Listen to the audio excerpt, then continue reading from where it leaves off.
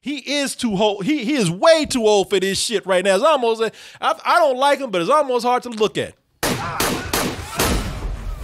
There. He says, look, I shot a guy. Mm-hmm. You happy? Because that's about all you gonna get from me.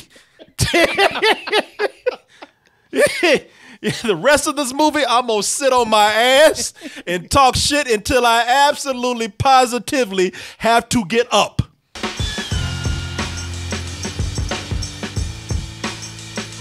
Let's talk about this movie. I don't even know how this movie exists right now. But between old crazy ass Mel Gibson and Emile Hirsch trying to choke women out, you figure this movie would have got canceled before it even got started. Is that what he did? Yeah. He tried to choke out an executive at Paramount Pictures. Oh. Yeah, he got drunk and started some shit with her, and she turned her back, and he was like, "Bitch, come here," and tried to and dragged her across the table. Jeez. Emile Hirsch is a very Jewish name. So how did he end up in a movie with Mel Gibson? But I guess this is part of his sentence. You choked a bitch, huh? Was she a Jew? Was she a Jew too? I don't care as long as you choked the bitch out. I mean, that must have been a very, very, very nervous set to be on right now. That's part of his sentence by the judge. And you must start a movie with Mel Gibson. No! He's crazy! No! I don't know what kind of stunt casting this is right here. There's a lot of stunt casting going on. Shit. They got the name of the movie just by the casting. You got Mel Gibson and Emile Hirsch. Shit. The only reason why they didn't call it Forces of Nature is because that name was already taken. This kind of movie that would attract Mel Gibson. He gets to play a cop with a history of police brutality. Right. A cantankerous old man. Oh, yeah. You can tell he probably is what's he doing in Puerto Rico? I don't know, unless he was just there to shoot some brown people. But he's there. And the movie's kind of weird because this is taking place during the big hurricane in Puerto Rico. Mm-hmm. You know, this is a Category 4 that they got going on.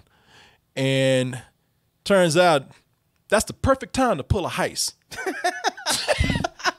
It's funny because when you say it out loud, it's there's no real reason for them to do this at this time. Yeah. But for some reason for them, they figure, well, I guess everybody's going to evacuate out the building. That's the perfect time to break in and steal these paintings that are worth $50 million. But what these bad hombres didn't know is that old crack-ass Mel Gibson was up in there. And you know when Mel Gibson see brown people acting a fool, he's ready. He's ready for him. And he got old crazy Emile Hirsch there too. Boy, no shit. We're talking about Force of Nature. Let's go ahead and take a look at the trailer for this. God, I need your help. I'm staying here. I'm not leaving. It's a Category 5 hurricane going on outside. You forgot about that. Think it's a 5 already? He looked at him and was like, God damn, does he know I'm Jewish? He looked at her. He looked at her like, you didn't say anything, did you? Because you know I can pass. Where are they?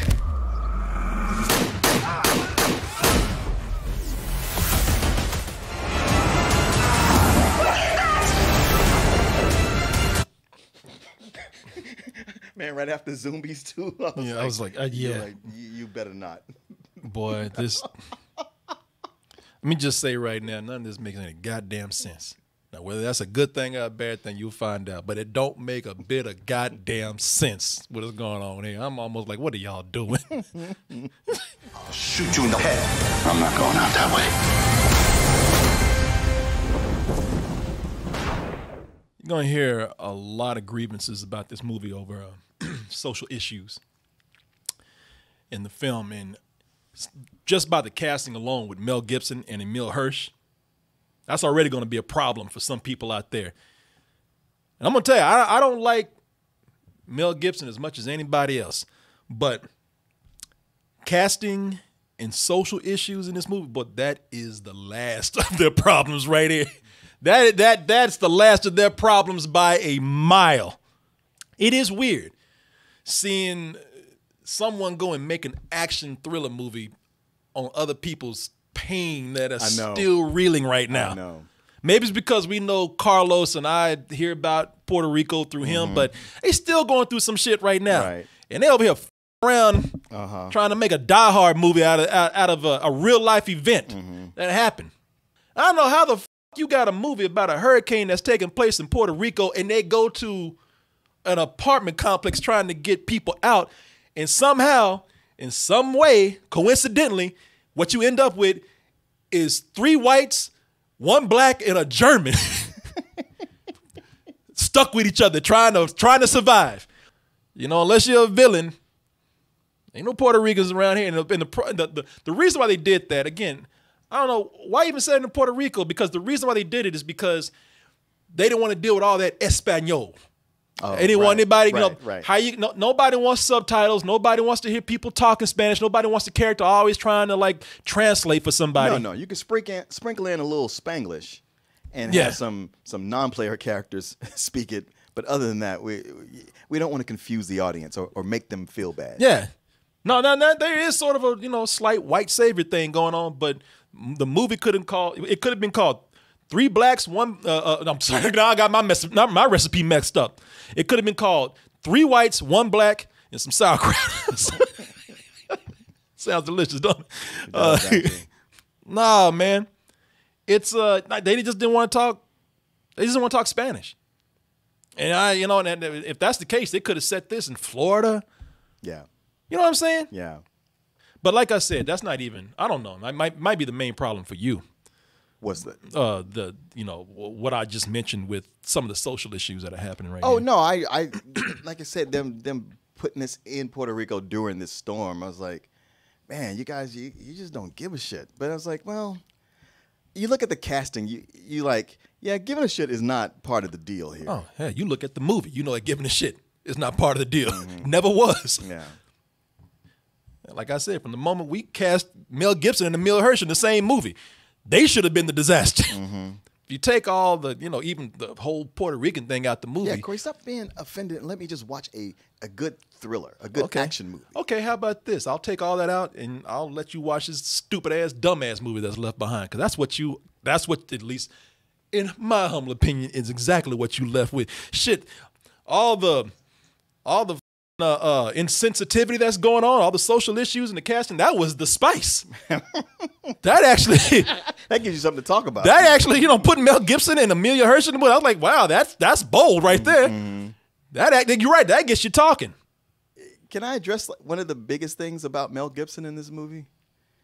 What is it? Because I'm probably about to say it. Is that he's not one of the biggest things in this movie? Well, that's what I was going to say. I was going to say, with Mel Gibson, hey, look, y'all, people going to go in saying, oh, shit, I can't wait to watch this latest Mel Gibson action flick right here. And I don't blame you. Yeah. His name is on the box. He's all over it. It's taking up half. Now, you can see he comes in third billing, but he's taking up half the box right there. Every other ad I've seen has his face alone. Holding a gun, popping people and shit, just like what Mel Gibson does. Don't y'all fall for that shit. Don't y'all fall for that shit at all. This is not... Regardless of what that box tells you, or a poster, or even trailers tell you, this is not a Mel Gibson film. There's a reason why he's in third billing right there. What this is for him is a straight up easy ass check for him. Mel Gibson, he barely gets out of his chair. He does. Man, this is. You would think a movie with Mel Gibson fighting a hurricane would be action packed with Mel. No. He is too old. He is way too old for this shit right now. It's almost. I don't like him, but it's almost hard to look at. There, he says, "There, I shot a guy." You happy? Because that's about all you gonna get from me. The rest of this movie, I'm gonna sit on my ass and talk shit until I absolutely, positively have to get up. He really, people, I was even talking, you're right, you noticed it too. I was talking to James, one of our editors today. He's like, he looks for any excuse to be on his ass in this movie. Yeah. Half of it, he's in that chair, and then when he's up, it's not for very long. And even his quick exit. It's almost like on the set, he's like, my granddaughter needs me to pick her up from violin class. I can't shoot the rest of my scenes, guys. I'm sorry. Yeah, man. Where he was walking, you get about 2 minutes of Mel Gibson walking. Mm-hmm. Other than that, he does what Mel Gibson probably does best today, just sitting on his ass and talking shit to everybody. Do I know you? You're Cardillo. Yeah, Cardillo. Shit, he knows I'm a Jew. I know it. He's like, oh, the jig and the Jew is up. That's a look at him, he's like, gulp. That thing about a year ago, right? You know, that is what Mel Gibson said to that cop when he got arrested. Yeah, I'm surprised he didn't call. I'm surprised he didn't call Emile Hirsch sugar tits. Yeah, right. Hey, I know you sugar tits. Yeah. Oh shit! How did he find out? Cardillo, you had that thing about a year ago, right? Yeah? How'd it go down? I'm not worried about it. I would tell you this: Mel Gibson is good at being like scary crazy. Yeah. Yeah, I would say this, man. It's too bad that it has to be in this movie because looking at him, I was like, he's scaring the out of me right now. I know. I gotta admit that this is probably my favorite scenes in the movie. Yeah, no, it's a good scene. I ain't gonna even lie. It's one of those you're watching and you're like, man, why this guy have to up? Because he's still good. Jesus, Mel Gibson is too good at this shit. I know. In a bit part where he's phoning it in, he's still good. Like, I'll give it to Mel Gibson. I don't like Mel Gibson, man. Right. I don't. Fuck, but he is good, especially when he has to be like a racist ass policeman. Mm-hmm. Yeah? How'd it go down? Yeah? Did you beat his ass? Dad. Now what? Did you beat his ass? About the third time round we caught him, broke a few things. Nice, Dad. That's real nice. It helped that he was black. Real easy. He's on the conscious. You gotta admire how he just, with all those actors there, he just commanded that room. Y'all see now. That's how you know I'm fair. That's how you know, because I don't like Mel Gibson, but I gotta give it up, man. Even a shitty ass movie like this where he just coasted. Wow. I mean, he's great. I'm mad at him for making me say that shit. I know. This is how much it lets you know that he don't want to do shit in this film. He said, write my character to where he's sick too. Right. A villain ain't laid a hand on him. The moment he stands up out of that chair, he's already bleeding from the mouth. Coughing blood. He ain't a villain been in the room. And he's already bleeding from the mouth. He rolls out a list of his ailments, which is all him saying, these are the reasons why I'm not going to do shit. Yeah. Don't expect anything from me. Villains ain't done shit to him. He ain't even seen a villain yet. He looked like he already been beaten up. Teeth just as red and pink. You know, I'm not getting up. You see what happens. That's really why he don't want to get. That's really why he don't want to leave the hurricane, because he just don't want to get out that chair. Just lazy. Yeah, there's so many times that he's injured, and every time he gets injured, let me take a break real quick. I was like, man, if you don't get your ass up. Am I lying? No, you're not lying. It's like, so you put on that bulletproof vest for a reason, right? Because somebody else could have used it. Mosquito. Oh, shit, let me take a break. Lost too much blood. When you look at the movie overall, can you blame him? No. No, give me my money. Out. If y'all want to hear a spoiler for this, I don't want to spoil it for anybody. If y'all want to hear something, they do something completely stupid at the end of this. I'll let you know. But, the big problem with this, the biggest problem with this, is that what they want to do is, man, they want to be another Die Hard, another Die Hard set piece spectacle. Without having the money all the time to do it. It's Die Hard in a hurricane. Yeah, that's what. But if you want to do that, you got to have the budget, and your movie's gonna probably have to be longer than an hour and 30 minutes, because you got to see. The thing with Die Hard is that Die Hard. Reason why people love Die Hard, it's not Bruce Willis in the action. It's Bruce Willis the action and the villains that were also developed too. Yeah. The villains, that's why it made it so cool. This sparring match between Bruce Willis and Hans Gruber, man, because they developed that guy, man. Yeah, your big villain here is David Zayas, man, and he's just like his crew. His David Zayas. I like that actor. Yeah, me too. But as far as being a villain in here, his biggest piece of character development is that he has a cool name and he shoots everybody. He'll shoot his own guys. Right. And as far as the rest of his crew goes, they're the same way. What is their character development, their character trait? We just shoot people. We just go along. Yeah, we just go along and shoot who you tell us until the boss shoots us. Yeah, I'm part of his crew, and I see how gleefully he'll shoot other members of the crew. Yeah. And look to me and go like, now we get a bigger cut. And I can't do the math to figure out that I'm probably going to die before this is over. Yeah. You know what?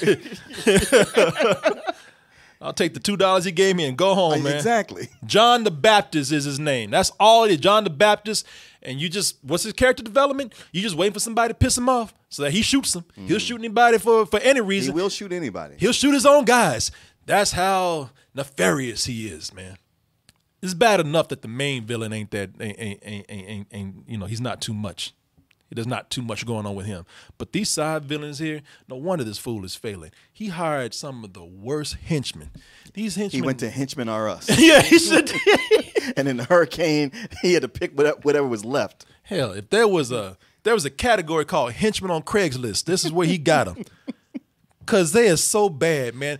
Look, you can expect them to maybe not think things through, but you at least want your henchmen to shoot somebody. Yeah. Did you notice? He probably looked at him and said, "Did you notice I didn't give you guys like a handgun? Because all you're gonna do is miss. Yeah. I'm giving all of you machine guns, so you can spray. You can spray. I'm giving all you machine guns because you're guaranteed to hit your target. You ain't even got to aim. How the did you miss that? How the did you, man? You didn't even spray. You didn't even go all over. You were aiming right there. I know. And had time to hold it and aim. Hold it. They were just wait. They were waiting. They said they stood up there and said, "You know what? We're dead. Yeah, that's it. End of the road." Even he's like, "God damn, how did I miss that?" He's just like, Jesus. I'm surprised he didn't look at his gun afterwards. Hey, did y'all give him the one with blanks? Yeah. They got another guy, man. These henchmen are terrible. Terrible. Not only can they, you had one that did sprayed the room, the whole room, and missed everything. And the funny thing is, like these henchmen are so bad, even so sensitive. You can't even shine a flashlight in their face without them freaking the hell out. Mira. Oh God! My eyes! My eyes! Oh Jesus! My eyes are burning my eyes! Well, he had just gotten his eyes dilated earlier that day. I knew I shouldn't have gone to LensCrafters right before, John. Shit. It looked like they threw acid in his face. Yeah. And by the way, hit nothing. Hit nothing.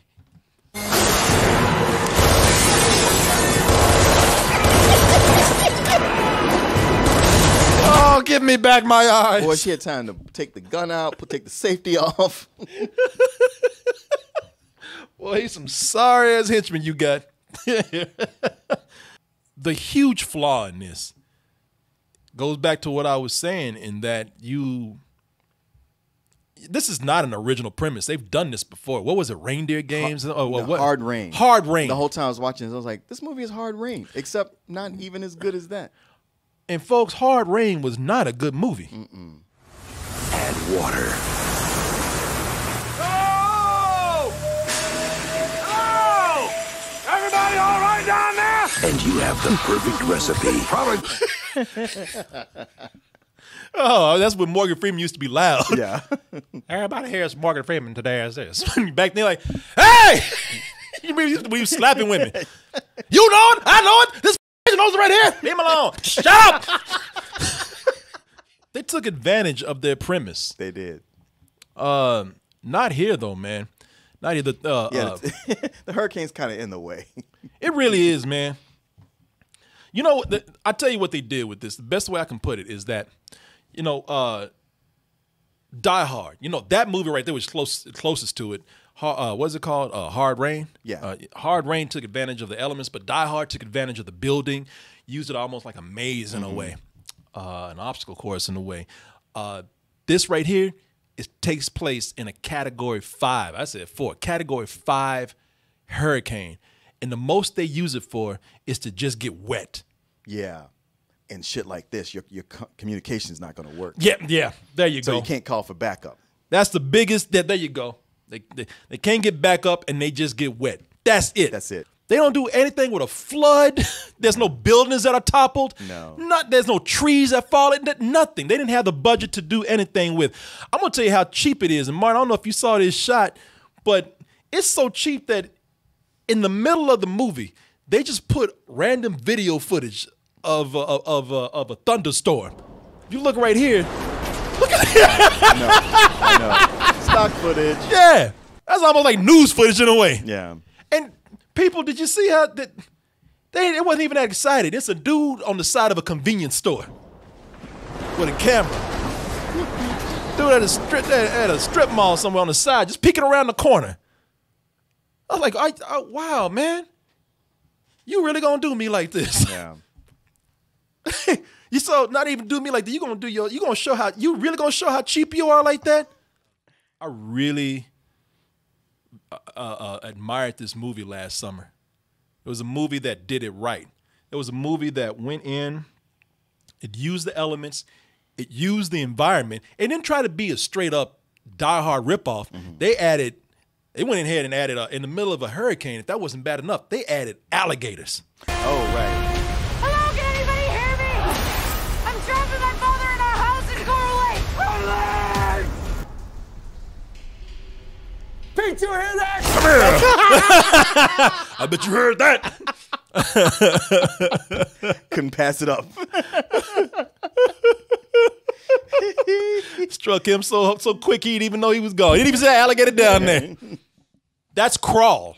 Crawl puts this movie to shame. You know, it does so many creative things with this premise right there. In addition to adding alligators, it would have been kind of cool without the alligators, but I mean, that added element right there just shows you that they were thinking above a lazy premise. Yeah. I didn't mind the rest of the cast. I'll tell you, Mel Gibson is good. Emile Hirsch, I know people are gonna hold this over him, man. At some point, you can't just let the guy, keep carrying that. I mean, you gotta let it be in the past at some point. I think he showed some promise here, man. I liked him in the film. He's always been a decent enough actor. Yeah. And in the beginning, he has a lot of personality because he's such a slacker. You're pissed off at him. You're like, you goddamn millennial, get out there and do your job. My only real problem with Emile Hirsch is that he's a little slight guy to be trying to be an action hero. So every time he was up against, I wouldn't say just henchmen, but just even the other female leads, you're like, damn, he's kind of little to be running around trying to fight these dudes. Well, he was getting his ass whooped every time he tried to go up against somebody. They knew what they were doing. They gonna try to pass him off like he was Bruce Willis. Every time he got into a confrontation, he was getting his ass beat down. He was. Somebody came in and saved him. He's like one dude was just mopping the floor with him, literally. Let me sweep some of this water back outside. I even opened up with him just being pretty much a glorified security guard. He was saying, "You don't want me out there. They're just gonna beat my little ass. They don't Come want on, me out we got work to do. You know what? Let's just sit in the truck. Yeah, let everybody else do it. But I did like him. I mean, yeah. I tell you, honestly, with most of the performances of the main crew, I was like, well, I like this enough. Yeah, no, it's enough to get you through most of it. Yeah, no, I agree, man. I look at some of the people that they have here, and they're not even showing everybody. They're not showing you some of the people that I like. The female cop, Stephanie Cayo, she's in the background back there. I liked her, even though she has a scene where they totally just ripped off Training Day. Oh yeah, the whole scene of the bus that they did. It was Ethan Hawke did a version of that speech in Training Day. Kate Bosworth. Kate Bosworth is in here because she's The wife of the director. Yeah, the director. Yeah.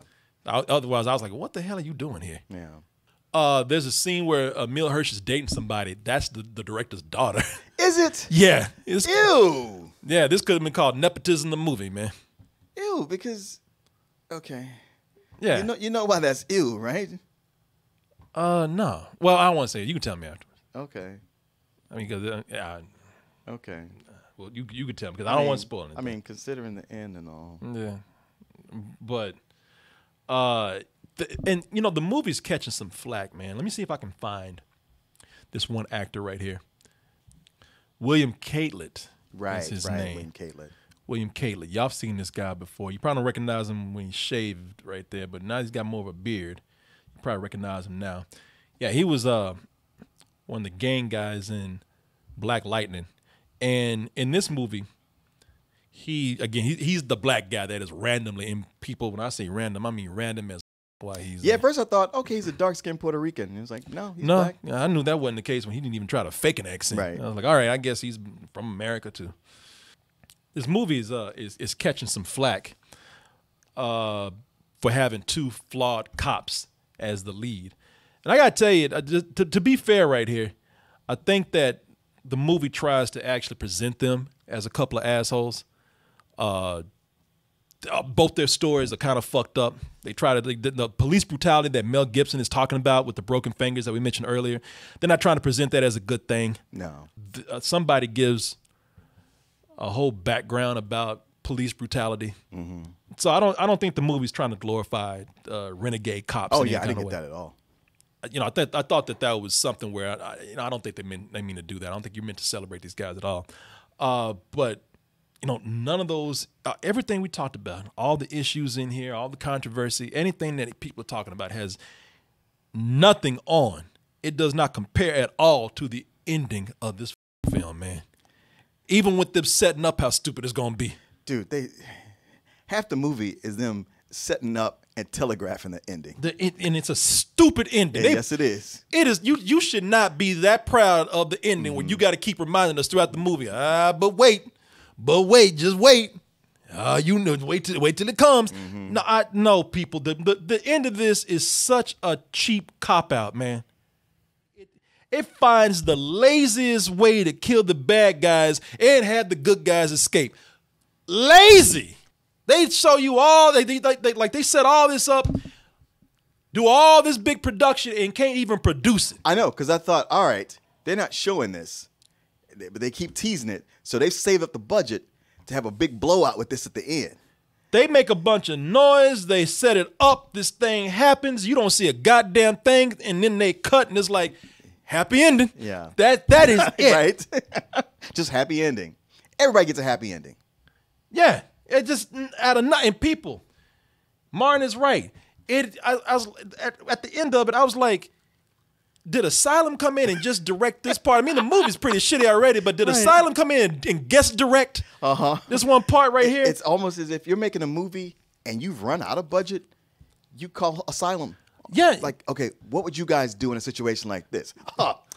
That's an easy one. Yeah. Let me tell you right now. Yeah. It's like the director just finished his job and said, you know what, I'm not coming back. Asylum, we'll be right there. Because the end of it really is, people, I'm not saying this in some kind of metaphorical kind of way. I'm not saying this in a way to just compare like, oh, these two are bad movies on quality level. No, it is zombies. It is zombies at the end. And the funny thing about it is they can't even do as good as Zombies does. They ain't even got the budget that Zombies had. I know. Zombies didn't even try on the level that a movie with Mel Gibson did not try as hard as an Asylum movie. Right. Ain't that some shit? Whoa, this is a crazy time, ain't it? Between that ending and this goddamn stock footage, I was like, whoa, you know, y'all expect me to just sit here and accept this. Okay. All right. You too. And I'm supposed to spend how much for All right. this? I'll remember this bitch. Okay.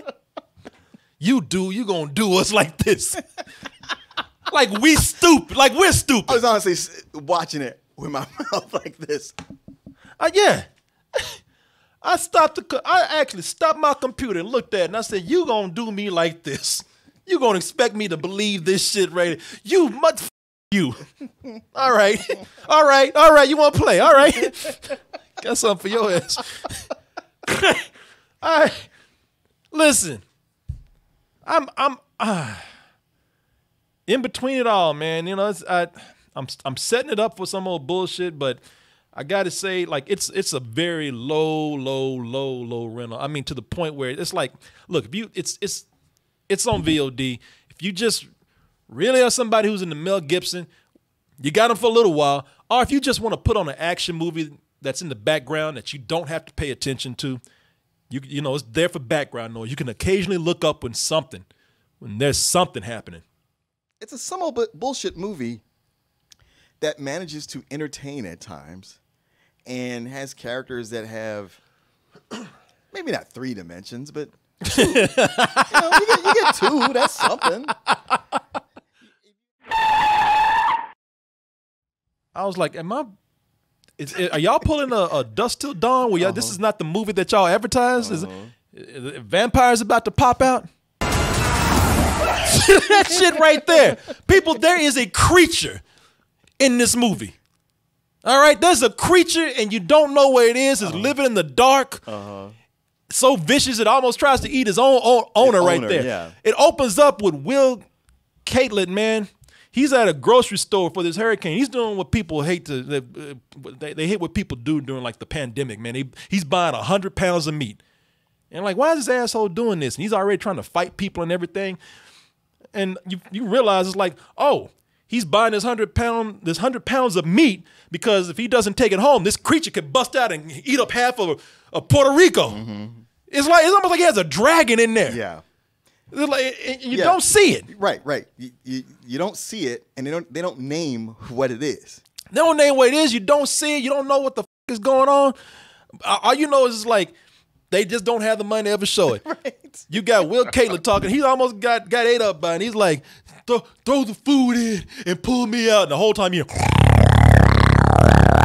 I love that. Yeah, he's got the dragon gnawing on him, and he needs the food. And he's like, bring the bowl of food. And they're looking at it like, what are you talking about?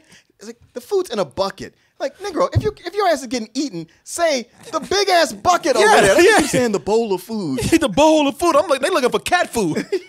Before you throw it though, wait, take your shirt off. I trained whatever it is to hate cops. It's like, okay. All right. So it's trainable.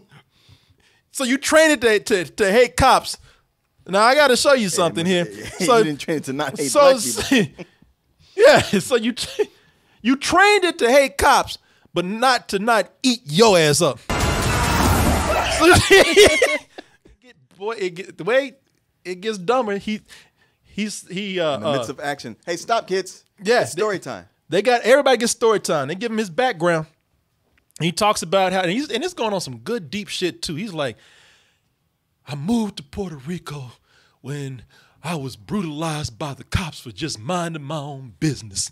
That's why I moved here. So I got here and I rescued whatever that thing is. And because I was brutalized, I trained that unnameable creature to hate the police. And it's like, you get the out of here.